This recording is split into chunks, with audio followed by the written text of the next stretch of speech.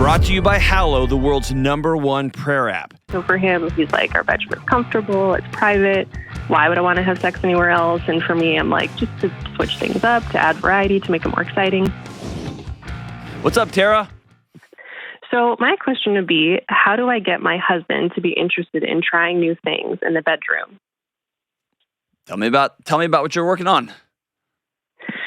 So currently in my relationship, I'm the one who wants to be intimate daily. I'm the one who wants to spice things up in the bedroom. I've talked to him about this, and he feels like I'm implying that our sex life is boring because I'm asking to try new things. I assured him that I don't find it boring, and I would just like to add some variety. And I've talked to him about it, what I'm interested in or would love to explore. I am met with disinterest or a no. He says he's fine with what we're doing, and I feel like we're just kind of at a stalemate. Ooh, huh. So when he pushed back, I'm interested in this little, it's almost a derailment, but I think we may find some answers here. When he pushed back and said, oh, so you think this is boring? Tell me about that interaction. So he just implied that, or he felt that by me sharing that I just wanted to try new things, that I was implying that he was boring or not a good lover. And I was like, no. And I tried to give him an analogy of when our kids try new foods. You know, they can't say they don't like it if they've never tried it. You know, they need to try it first before they can say, yeah, they love it. No, they don't. And so he understood the analogy, but he was still kind of like, it's not the same thing. And I'm just not interested. And so give me some examples of some things you would love to try. So I talked about role playing or just, you know, having sex in a different place in the house because it's 99.9% of the time in our bedroom, which is fine. And so for him, he's like, our bedroom is comfortable, it's private. Why would I want to have sex anywhere else? And for me, I'm like, just to switch things up, to add variety, to make it more exciting. Sure. And so for him, I think he's just like, why would I do that? I'm fine with our bedroom, you know, where we don't have to worry about our kids walking in. And I think he just likes the privacy of it. So underneath that, I hear somebody saying, hey, I want to add some life to our life. And he says, no, I'm good. Where are other places in his life where you see him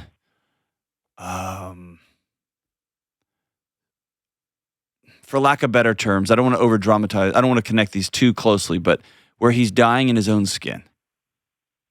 He comes home and he just drops his backpack down and he grabs a drink and sits on the couch. Or he goes outside and he's like, hey, and then he goes in the bathroom for 30 minutes and scrolls on his phone. Like, is that the case? Do you watch the guy that you married slowly, losing life force, if you will? He would say, like, he's just not a guy that's excited about much. Like, even if we have a trip planned to, like, Disney World or whatever it is, or if it's daily things, he's just not excited. Like, he just doesn't get excitement, which I don't really understand. Has he never got excitement? Or is this not new? Really. Okay.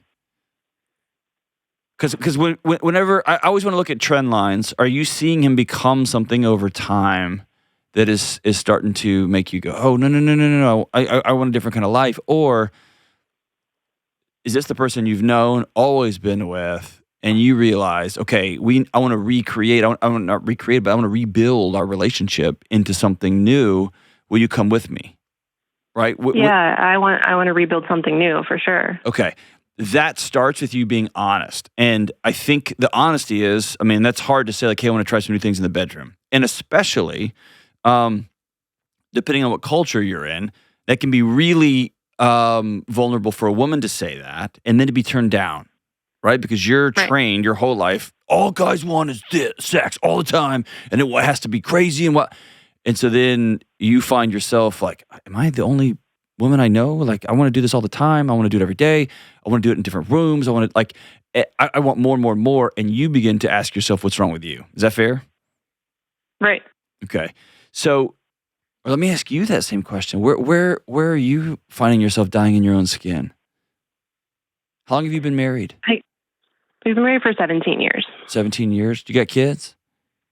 Yes, we have 2. They're teenagers. Okay. So do you have this moment where it's sinking in like, oh, this is my life? Or do you just want wild sex? Yeah.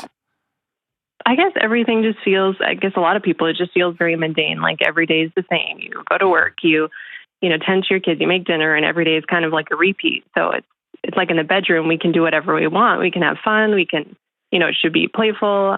We can do anything. And it just feels like if that's also mundane and also the same, it's just like, it would be nice to try something new and feel excitement, I guess. Yes, like you have put your finger on the pulse of, I think, 95% of North America right there. Like so much of our life is bills, going to work, getting kids to soccer, getting kids to school and whatever. And we shut the door. We have our own hour and a half just to play, become somebody that we don't have to be all the time. Try things, laugh, get awkward, like whatever. And it can be gut-wrenching when your partner says, nah, I don't want to do that. Yeah. But that means you have to be honest, talk about the thing beneath the thing, which is you're not a guy who gets excited about much. I get that. I'm suffocating in the world that we have co-created together. Will you build something new with me? And I know that his first impulse would not be to have sex on the kitchen table or just to walk in when the kids are gone and rip your shirt off and like show some initiative, right? That wouldn't be his first impulse. No. But the question is, would you do that for me? And if he looks at you and says, nope, I won't, then that's the deeper conversation. Because that is not just about sex. That's about playfulness, life. That's about a marriage that is going through the motions. And the bedroom is just like, it's just the alarm bell, right? And I've talked to him about that. And, you know, I've shared, you know, what I'm interested in and whatever. And he said, I'm just not that guy. Like, if you want me to do X, Y, Z, like, I'm just not into that, or that doesn't do anything for me, or like, that's cool that you're into it, but like, I just won't ever do that. Like, I'm not that guy. Like, you know, role playing does nothing for me. I don't want to pull over on the side of the road and have sex in the car. Like, I'm not going to do those things. And so then I just feel like I kind of have to. Is there some common ground? On things that we would do together? Or are there baby steps? So maybe there's not pull over on the side of the road, but when the kids are in bed, we'll be a little bit risky and we'll go downstairs and have sex in the car in the garage. Or like, yeah, he wouldn't want to, because he's like, that's not comfortable. Why would I do that? Like, he doesn't even want to have, you know, he doesn't want to be intimate downstairs, because again, it's like, what if the kids get up to get a drink of water and they hear us or see us, or he just doesn't want to have risk at all. But for you, that's part of the spice, right? That's part of the, like, yeah, we could get caught, like the old days, like when we used to make out and we could get caught, right? And like that's part of the feeling alive again. I guess what I would tell you is I'm worried about the trajectory, and here's why I'm worried about the trajectory of your marriage. What you did was a pretty vulnerable thing. And I'm not saying that, and this goes both ways, both genders, right? So normally, and I'm instead of a bell curve here, although this is shifting radically right under our noses. Historically speaking, it's the guys who are like, I just want to try some cool stuff. I want to try new things. And she won't. We're seeing it more and more and more and more, where women are like, dude, I just want, like, it's my husband that won't have sex with me over. And I'm hearing that over and over again, whether it's HRT, whether it's hormone replacement and testosterone, who knows what it is. But you did something pretty vulnerable, which is you sat down with the person that you said, I'm with you forever. Here's what I need. And he said no. And not only did he say no, he said, I'm not even going to entertain it. Meaning, I get if you were like, I want you to dress up like a cop and come bang on the door and scare the kids. Like, I get him being like, man, I'm not comfortable with that. My fear is you're going to run into somebody at an after-school event or dropping your daughter off, and you're going to get the sense right away, oh, this person's adventurous, a little bit flirty. And that's when you answer the text. And that's right. So you head down a road, man, which I hope you don't do. I hope you have the integrity not to do that. But man, it just sets a table for it. Yeah, and I've told him that, you're the only person I get to do life with. Like, I don't get to do this with anybody else. I can't seek, what I'm desiring outside of our relationship, and I wouldn't do that. And so it's like, this is it. And so it's like, if he's not willing, not interested, it's kind of like I have to, I guess, mourn that it will just never happen. Like, I don't know. Yeah, I think for him too, sex is deeply uncomfortable to talk about because we both come from a conservative background. And so to even talk about it, especially for me initially, and to be vulnerable, like you said, and to put yourself out there is terrifying. Yeah. And so for him, he's like, man, you're comfortable talking about sex. I'm like, not really, but like, I'm tired of keeping it inside. Like, I need to say something. So. But also, y'all made kids. But I can't wrap my head around this. Just uncomfortable to talk about. Y'all made humans. You made kids. You built a life together. And to have a thing that we can't talk about or feels unsafe to talk about, I think that's the pulse. That's where I want y'all to go get with a marriage counselor and go talk about that. Because here's the question you begin to ask yourself. Beneath why doesn't he find me attractive? Or why won't he try these things that I would love to try in the bedroom? Beneath that, it is,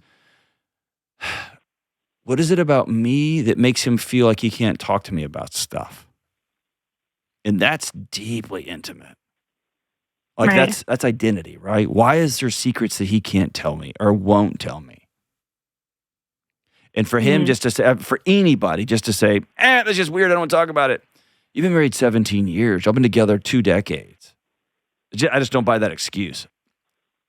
Obviously, don't do things you don't feel safe and comfortable with in the bedroom. Get that.